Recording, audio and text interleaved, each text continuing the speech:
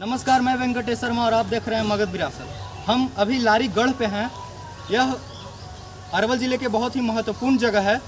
यहाँ यह धार्मिक, ऐतिहासिक एवं भौगोलिक सभी दृष्टि से सराबोर है। यहाँ आज भी कलयुग की देवी साक्षात निवास करती है।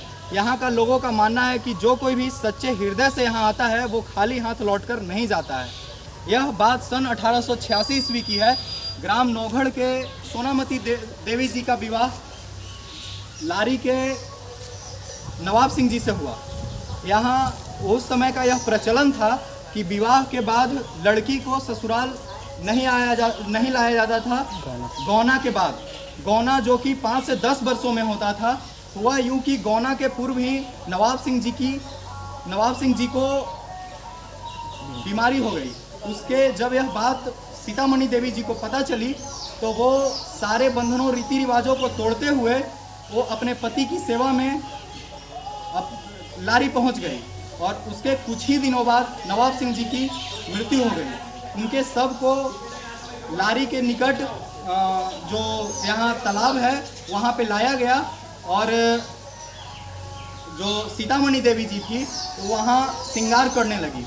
उसके बाद जब श्रृंगार करने लगी तो लोगों को लगा कि इनकी पति के मृत्यु के बाद इनका अपना मानसिक संतुलन खो बैठी हैं और उन्हें रूम में बंद कर दिया गया। उसके बाद वहाँ दरवाज़ा में आग उत्पन्न हो गई। जब दरवाज़ा खोला गया तो सीतामढ़ी देवी जी सजी सबरी बाहर निकली और वहाँ बिना कुछ बोले, बिना कुछ बताए वहाँ से निकल चली। उन्हें रोकने का प्रयास भी किया गया, लेकिन जो लोग उनके समीप आते थे, निकट आते थे, उनके साड़ी से अपने आप अग्नि उत्पन्न हो जाती थी और लोग वहाँ से हट जाते थे। उसके बाद वो सीधा पहुँच गए अपने पति के चिता के पास और वहाँ जो पहुँचे तो लोगों ने उन्हें रोकने का भी प्रयास किया। तो उनके जो बताए हम जैसा कि उनके साड़ी से अपने आप आग उत्पन्न हो जाती थी। उसके बाद वो अपने पति के चिता पे बैठ गए और अपनी जंघा पे अपने पति का सर रखकर बैठ गई। लोगों ने देखा कि उनके अंगूठे से आग उत्पन्न हुई है और धीरे धीरे चिता जलने लगी और जैसे जैसे चिता जल रही थी उसके क्रम में वो लोगों से बातें करती रही। इसमें सबसे महत्वपूर्ण बात यह है, जैसे जैसे जितना कपड़ा जलता था उतना ही शरीर जलता था और जो चिता का अग्नि था वो बिल्कुल शीतल ठंडे पानी की तरह था। लोग इनके समीप भी जा रहे थे तो उनको धाह नहीं लग रही थी जो कि अग्नि में लगती है। इसके उपरांत लोगों वहाँ जो खड़े थे वो सती माता की जय, सती माता अमर रहे के नारे लगाने लगे और चिता की राख को अपने भभूत के तौर पे गमछा में बांधकर सती माता की जय करते हुए अपने घर चले गए। और उसके बाद हम दिखाते हैं जो कि आज मंदिर बन चुका है। देखिए सती माता का यह मंदिर बन चुका है। आप देख सकते हैं कि सती माता का यह मंदिर है जो कि लारी में है, अरवल जिले में, आप देख सकते हैं। और साधु जी हुए जो उनको यहाँ श्रद्धा है, वो एक किताब भी लिख चुके हैं और यहाँ किताब का नाम है लारी वाली सती माई, किताब का नाम है। और शीर्ष पे यहाँ लंगटा बाबा हैं जिससे हम आपको ले चलेंगे वहाँ पे और आप थोड़ा सा मंदिर का दर्शन कर लीजिए, फिर से परिक्रमा जिसको बोल सकते हैं आप। एक बार देख लीजिए सती मैया को कि कैसे हैं। इधर आपको दिखाने का हम प्रयास करेंगे अपने सहयोगी कैमरामैन विक्की के साथ। अब हम वहाँ खड़े हैं जहाँ जिंदा शिवलिंग है, जो कि सती माता से ही जुड़े यहाँ के किस्से हैं। हुआ यह था कि यहाँ के 2 लोग उस समय प्रयागराज घूमने गए थे, तो वहाँ घूमते घूमते उन्हें एक साधु जी मिले, जो कि साधु जी मिले वहाँ। तो साधु जी ने वहाँ बताया कि बातचीत करने के बाद साधु जी ने वहाँ बताया कि आपके गांव में सती होने वाली है, तो इन लोगों ने से हम वहाँ सती होने के बाद हम वहाँ आएंगे, आप हमको पहचानोगे ना? तो इन्होंने हाँ में जवाब देकर साधु जी के बात को हल्के में लेकर अपने गाँव की ओर प्रस्थान कर गए। उसके बाद सती माता को सती हुए कुछ ही दिन हुए थे, उसके बाद 2 साधु जी आए और सती स्थान को परिक्रमा करने लगे। गांव वाले की भीड़ लग गई। ये दोनों लोगों को पहचानते देर नहीं लगी कि ये तो वही साधु जी हैं जो प्रयागराज में इनको मिले थे, जिनका नाम लंगटा बाबा है। लंगटा बाबा जो कि पटियाला नरेश हैं, और पटियाला नरेश से लंगटा बाबा कैसे बने इसकी कहानी भी हम आपको फिर कभी बताएंगे। अभी के लिए इतना ही।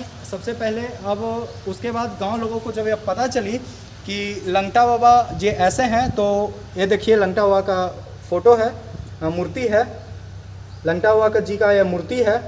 और उसके बाद जो ये लंगटा बाबा को गांव वाले लेकर आने लगे अपने गांव की ओर कि चलिए। तो जैसे ही गांव के समीप आते ही लंगटा बाबा जी ने बताया कि हम यहीं पे रहेंगे, यहाँ पे जिंदा शिवलिंग है। तो गांव वाले ने कहा कि नहीं बाबा, यहाँ कोई शिवलिंग नहीं है, ये तो पत्थर है। तो लंगटा बाबा ने बताया कि ठीक है, एक काम कीजिए, इसको खुदवा लीजिए।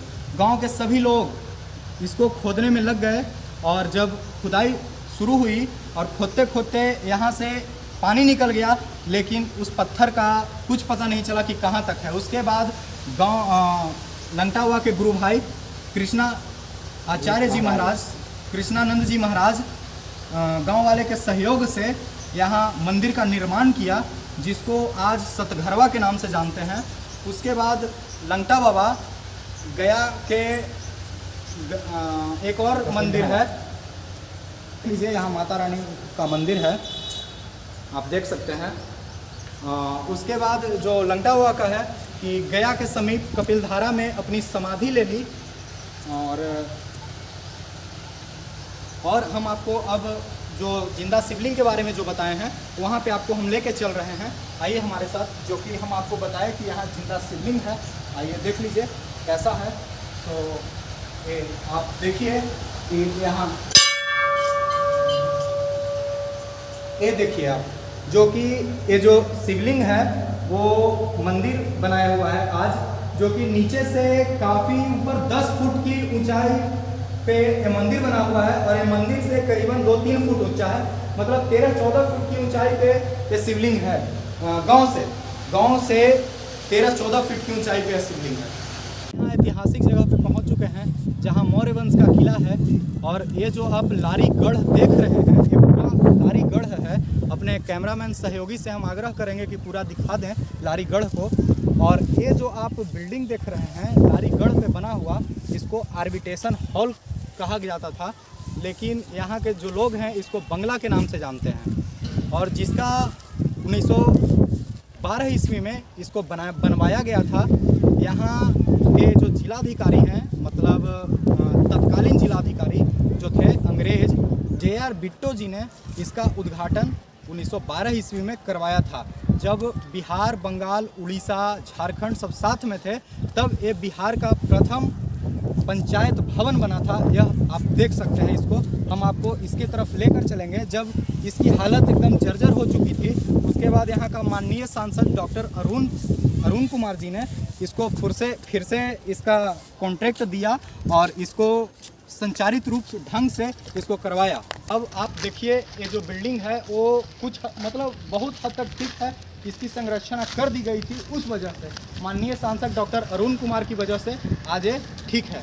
उसके बाद जिस गढ़ पे अभी हम खड़े हैं उसके अंदर मौर्य वंश का किला है। ये यहाँ के जो मतलब IAS डॉक्टर शिशिर बाबू जी जो हैं, उनके सहयोग से और सैटेलाइट के मदद और खुदाई के चलते यहाँ पता चला है कि मौर्य वंश का किला है। अभी खुदाई आधी हुई है, तो अभी उतना कुछ ज़्यादा पता नहीं है। हम यहाँ फिर आएंगे और नई चीज़ों को आपके पास पहुँचाएंगे। इसके बाद हम यहाँ से विदा लेते हैं और ऐसे ही मगध के हर एक विरासत को हम एक कर करके आपके पास वीडियो के माध्यम से पहुँचाते रहेंगे। आप देखते रहिए मगध विरासत।